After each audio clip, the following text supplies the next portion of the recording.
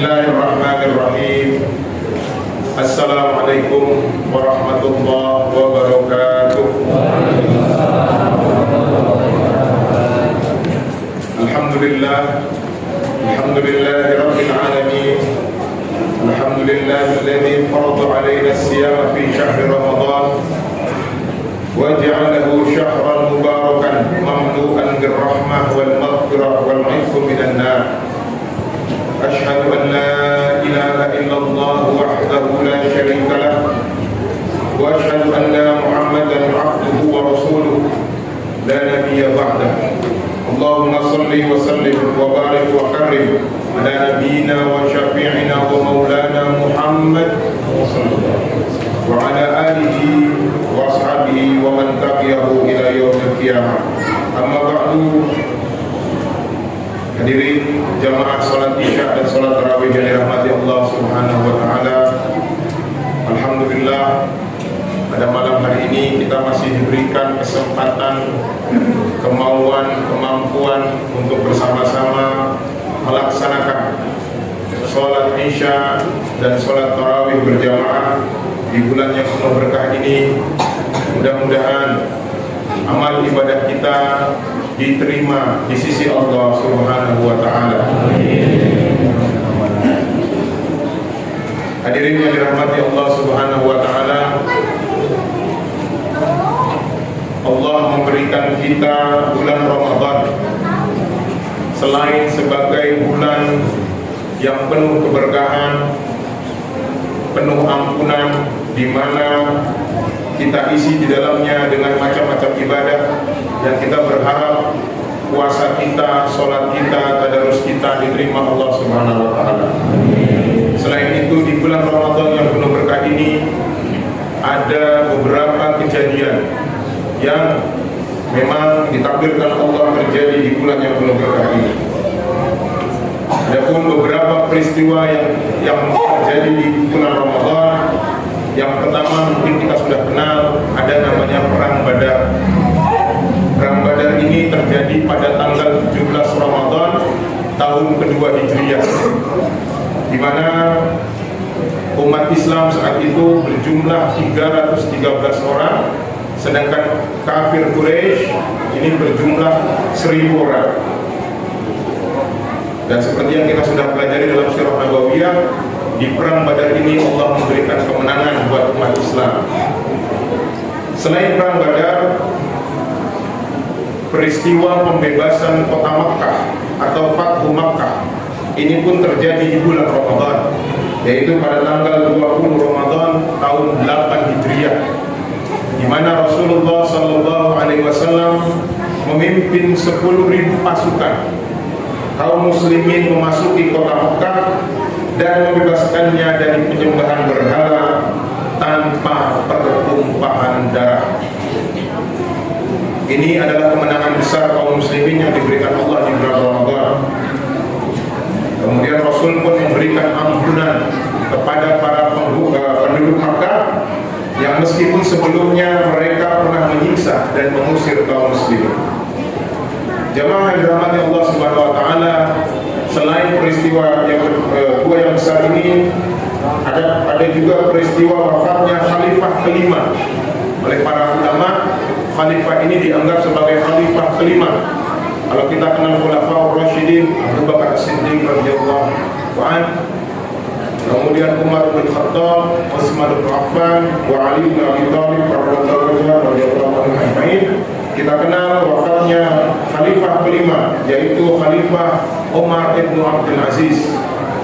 Kenapa dikatakan khalifah kelima? Karena beliau ini yang mengikuti jejak kepemimpinan Khulafaur Rasyidin. Ini terjadi pada tanggal 28 Ramadan tahun 101 Hijriah. Untuk nasional, proklamasi kemerdekaan Indonesia terlaksana dan dilaksanakan pada tanggal 9 Ramadan tahun 1364 Hijriah, tepatnya hari Jumat pukul 10 pagi. Ini pun terjadi di bulan suci Ramadan. Nah, selanjutnya ada sebuah perang yang terjadi di bulan Ramadan Dan ini bahkan oleh beberapa sejarah disebut perang yang kalau umat Islam kalah, kemungkinan besar Islam tidak akan seperti sekarang ini. Mungkin sebagian ada yang pernah dengar atau yang belum pernah dengar. Perang ini adalah perang Ain Jalut. Perang Ain Jalut ini terjadi pada tanggal 25 Ramadan tahun 658 Hijriah. Ya, ini perang antara kaum muslimin dengan pasukan Mongol. Ya.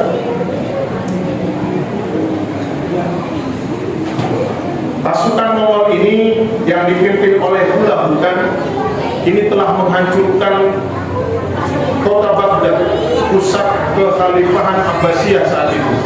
Dihancurkan, ribuan umat Islam dibantai. Bahkan menurut beberapa saksi ahli sejarah dikatakan banjir darah semata kaki di jalanan Baghdad kali itu.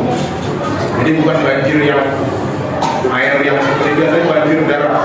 Karena ribuan muslimin dibantai oleh pasukan Mongol. Kemudian pasukan Mongol dengan jenderalnya yang bernama Kitbuka ini kemudian mengekspansi wilayah-wilayah muslim yang lain.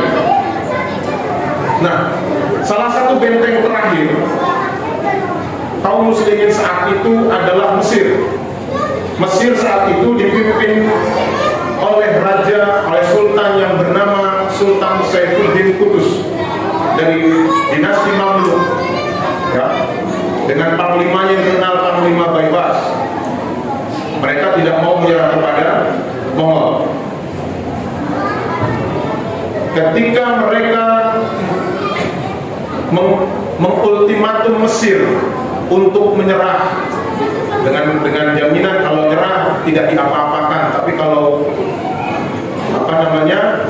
menyerah mereka akan dihabisi. Sultan Saifuddin Qutuz menolak ultimatum ini, bahkan ia malah membunuh para utusan Mongol dan menggantung kepala-kepala mereka di gerbang kota Kairo Mesir sana.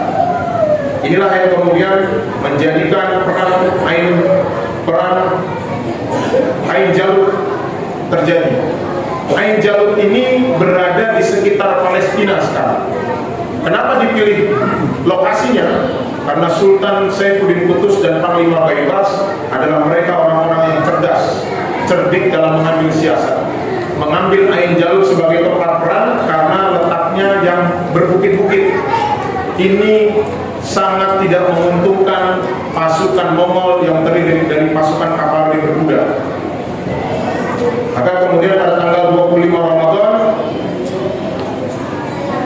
kemudian terjadilah perang Ain Jalut, di mana bertemulah pasukan Sultan Saifuddin Qutuz dengan pasukan Mongol yang dipimpin oleh Kitbuka di Ain Jalut. Strategi yang digunakan oleh Panglima Baibars pertama adalah mereka pura-pura mundur untuk memancing pasukan Mongol masuk ke barisan bukit di daerah Ain Jalut. Karena apa? Panglima Baibars tahu bahwa Panglima Mongol yang bernama Kitbuka ini sangat agresif, sangat ingin segera menaklukkan. Jadi dipancing masuk ke dalam muslihatnya pasukan Saifuddin Qutuz dan Panglima Baibars, masuk ke dalam celah sempit. Dan setelah itu baru kemudian pasukan Sultan Saifuddin Qutuz mengepung pasukan Mongol. Namun tidak serta-merta ketika pasukan Mongol terdesak, tiba-tiba mereka masih punya kekuatan untuk menyerang kembali pasukan Mamluk yang dipimpin oleh Sultan Saifuddin Qutuz. Maka kemudian Sultan Saifuddin Qutuz bersuara lantang dan menyerukan, "Wa Islamah, wa Islamah, wahai Islam, wahai Islam." Ini membangkitkan kembali semangat para pasukan Muslim yang akhirnya kemudian mengalahkan pasukan Mongol. Dan ini adalah pertama kalinya pasukan Mongol kalah oleh pasukan lain, yang tak lain dan tak bukan adalah pasukan Islam. Dan setelah pasukan Mongol ini kalah, maka kemudian pasukan Sultan Saifuddin Qutuz kemudian kembali merebut daerah-daerah Muslim yang sudah diinvasi oleh pasukan Mongol ini. Hadirin yang dirahmati Allah Subhanahu wa Ta'ala, kemenangan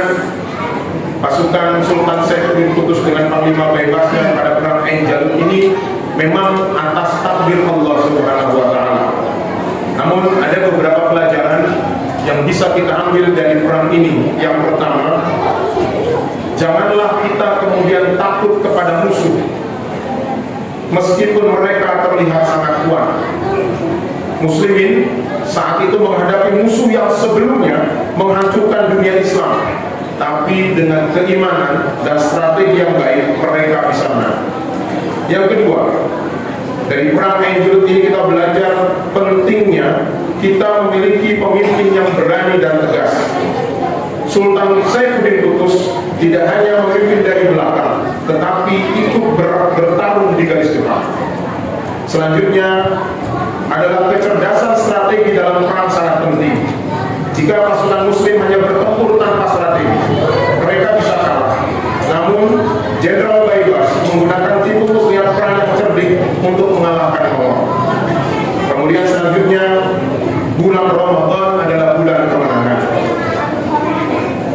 Selain Ain Jalut, perang Badar, pembebasan Makkah, bahkan kemerdekaan Indonesia ini terjadi di bulan Ramadan. Artinya bulan Ramadan tidak hanya untuk beribadah, tapi juga bulan yang akan menjadikan kita menang di akhir nanti menjadi hamba-hamba Allah yang bertakwa. Hadirin yang berbahagia, mari kita jadikan Ramadan sebagai momentum untuk lebih mendekatkan diri kepada Allah, memperbaiki diri, serta meningkatkan amal soleh agar kita mendapatkan kemenangan hakiki, yakni ridho dan ampunannya. Hadani Allah wa iyyakum ajma'in. Astaghfirukum min kulli dzamb, astaghfirukum min kulli khata'an. Assalamualaikum warahmatullahi